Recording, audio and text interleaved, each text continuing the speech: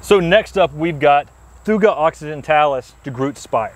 Now this is a plant we've got on our bank here at MrMaple, and all the customers for years and years would come by and beg us for the plant, but we didn't have it in production.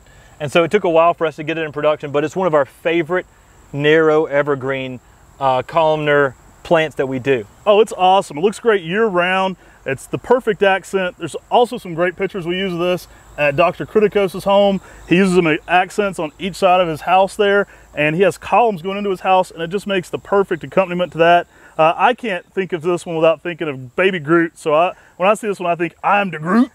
But awesome plant to be grown. Roots really easily, so it's easy to produce from, but it makes an awesome pillar there in the landscape. And this is a plant that'll get 6 to 8 feet tall in 10 years by only about 2 foot wide. I mean, it stays extremely, extremely narrow. It is a slower grower than something like an emerald green, so it fits in a lot of small spaces, and actually a more manageable plant. If you're going to use this for a screen, you can make sure you give it plenty of time because it is a slow grower, but it's also a plant that if you put it out there as a screen, instead of taking, you know, the 6 to 8 foot that a emerald green might take up, you're going to only be taking up about 2 foot of your yard.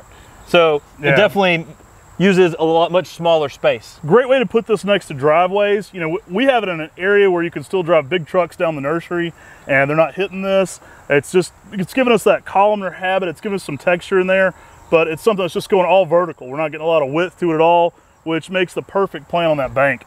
We have one on a bank. You can put this in so many different ways, especially focal point plantings. That's one of the easiest ways to use this.